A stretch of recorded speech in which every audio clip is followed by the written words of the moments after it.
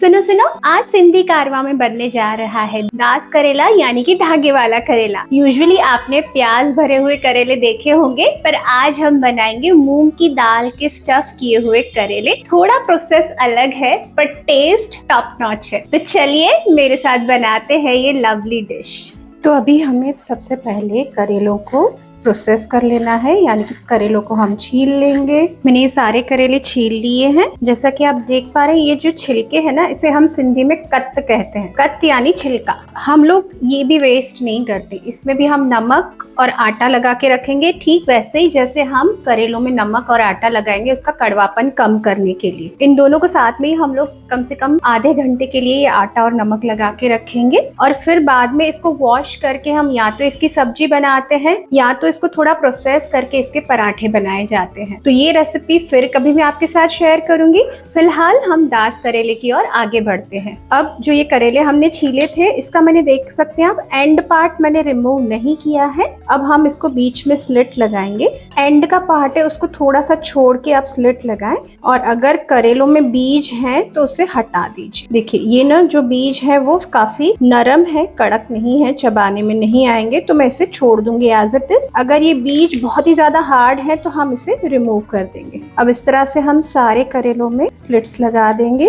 अब हम एक मिक्सचर बना लेंगे जिसमें हम डालेंगे नमक। आपको हर करेले के हिसाब से तकरीबन ½ टीस्पून जितना नमक अंदाजन लेना है, और इसमें हम लोग 3 से 4 टेबलस्पून जितना ज्वारी का आटा ले लेंगे।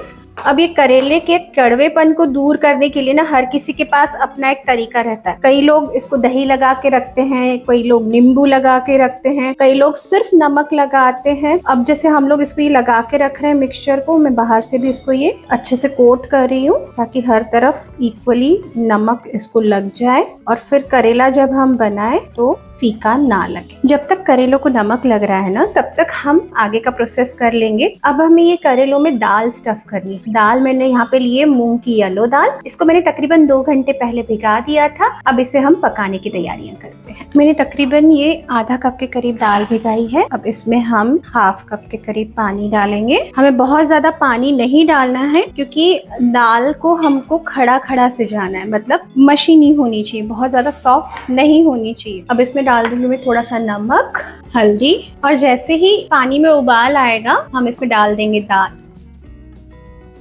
देखिए अभी दाल उसका पानी बहुत ही कम बचा है, और अगर मैं आपको दिखा दूं तोड़ के तो हल्की सी इसमें कसर है। अब हमें इतनी भी दाल खड़ी नहीं चाहिए कि वो निकल आए पूरी तरह से करेले से बाहर जब हम उसे स्टफ करने जाएं, और उतनी नरम भी नहीं चाहिए कि वो मुंह में बाइट ही नहीं आए, उसका एक बाइट रह जाना चाहिए। अब इस स्टेज पे आके मैं आंच को कम करके उसको ढक्कन लगा के तकरीबन 2 से 3 मिनट के लिए पकने दूंगी, और हमारी परफेक्ट सी दाल रेडी हो जाएगी। 3 मिनट के बाद अब हम चेक कर लेते हैं दाल की कंडीशन क्या है। परफेक्ट, दाल पूरी तरह से पक चुकी है, देख सकते हैं आप, ये पूरी तरह से पक चुकी है। अब इसे हम ढककर तकरीबन 5 मिनट के लिए रख देंगे। मैंने फ्लेम बंद कर दी है यहाँ पे। इसे ढककर हम 5 मिनट के लिए छोड़ देंगे। इसके बाद इसे ठंडा करने के लिए रख देंगे हम एक थाली में खुला करके, और फिर हम स्टफिंग की तैयारी करें। अब दाल ठंडी हो चुकी है, हमें इसमें सारे मसाले मिला देने हैं। अब इसमें हम डालेंगे प्याज। ये प्याज मैंने फाइन चॉप की है, ये एक मीडियम साइज की प्याज है।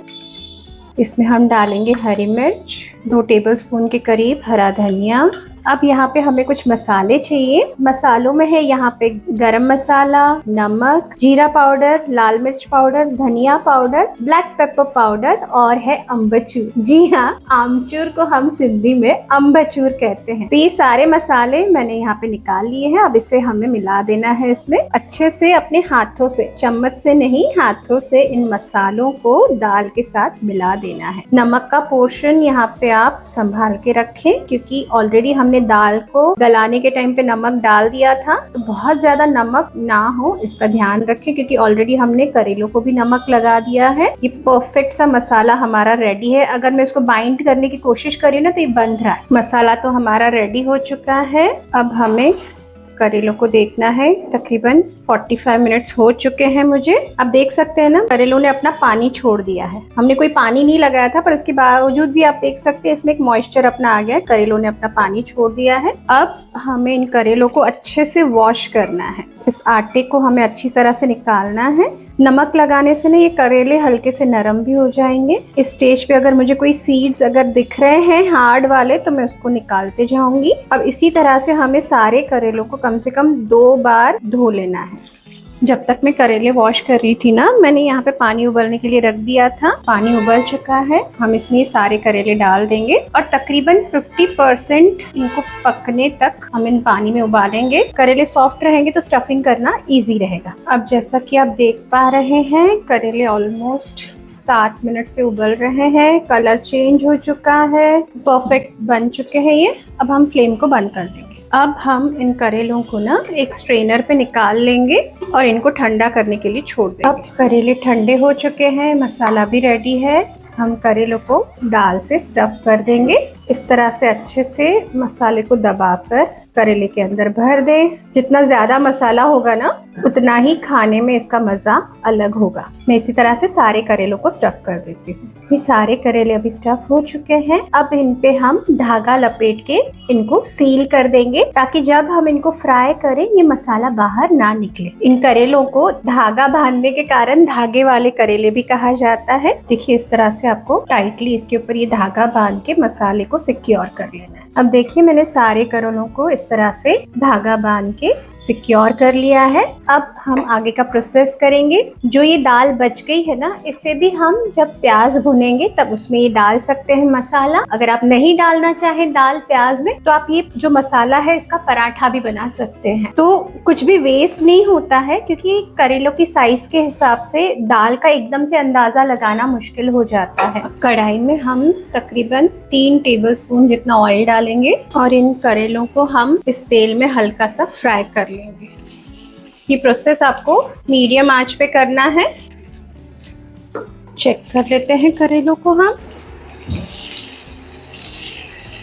जब तक हमारे करेले बन रहे हैं तब तक हमें और तैयारी करनी है। ये तकरीबन 5 मीडियम साइज के प्याज हैं और ये हम डालेंगे अभी करेलों के ऊपर। इसके साथ साथ हमें मिलाने हैं ये सारे मसाले, जिसमें है लाल मिर्च, धनिया पाउडर, गरम मसाला, अम्बचूर, काली मिर्च का पाउडर, हल्दी, जीरा पाउडर और नमक। तो जो मसाले हमने करेले की स्टफिंग में डाले थे सेम वही रिपीट मसाले हैं। ये सारे मसाले मैं प्याज में मिला दूंगी। इसमें डालेंगे हम खूब सारा हरा धनिया और हरी मिर्च।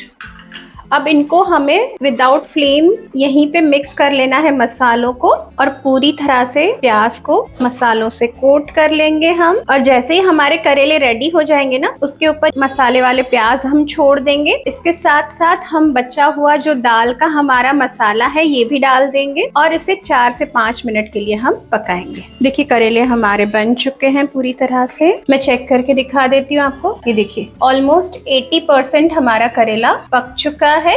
अब हम इस स्टेज पे जब करेले बन चुके हैं, जो मसाले वाली प्याज हमने रेडी करी थी वो इसके ऊपर हम डाल देंगे। अब ये करेलों को हम हल्के हाथ से स्टर कर लेंगे। ध्यान ये रखना है हमें, यहाँ पे हमने ऑयल ऑलरेडी बहुत कम डाला है इसमें, तो प्याज जले नहीं और प्याज को हमें बहुत ज्यादा गलाना भी नहीं है। इस स्टेज पे इसे अच्छे से स्टर कर लेना है ताकि जितना भी ऑयल इसमें बचा है वो प्याज के ऊपर कोट हो जाए। और हमें इसको बिल्कुल कम आंच पे 4 से 5 मिनट के लिए पकाना है। प्याज का टेस्ट इसमें थोड़ा कच्चा पक्का ही रहेगा, एक बाइट साइज रहेगा ही उसमें। जो दाल बची हुई थी ये भी मैं इसके ऊपर यहाँ पे डाल दूंगी। अगर मैं इसको यहाँ पे अगर स्टर करूंगी दाल को तो दाल नीचे लग के जल सकती है, इसके लिए मैं अभी स्टर नहीं करूंगी। अब इसको ढक्कन लगाकर हम तकरीबन 4 से 5 मिनट के लिए इसे पकने देंगे। इस बीच में उसे हम स्टर नहीं करेंगे और आंच आपको बिल्कुल कम रखनी है यहाँ पे। चलिए चेक कर लेते हैं। Finally perfect. बस हमें प्याज को यहाँ तक ही पकाना है। हम लोग सिंधी में इसे कच्चो पक्को प्याज कहते हैं, कच्चो पक्को बसर। जो पूरी तरह से गला हुआ नहीं है, क्रंच है उसमें अंदर अपना, और ये परफेक्टली कुक्ड भी है। अब इसे हम गरम गरम चपाती या राइस किसी के भी साथ रलिश करते हैं। आप चाहें तो इसके साथ चावल की भाकरी यानी कि चावरन जो डोडो भी बना सकते हैं। अब मैं इसका धागा खोल के भी आपको दिखा देती हूँ।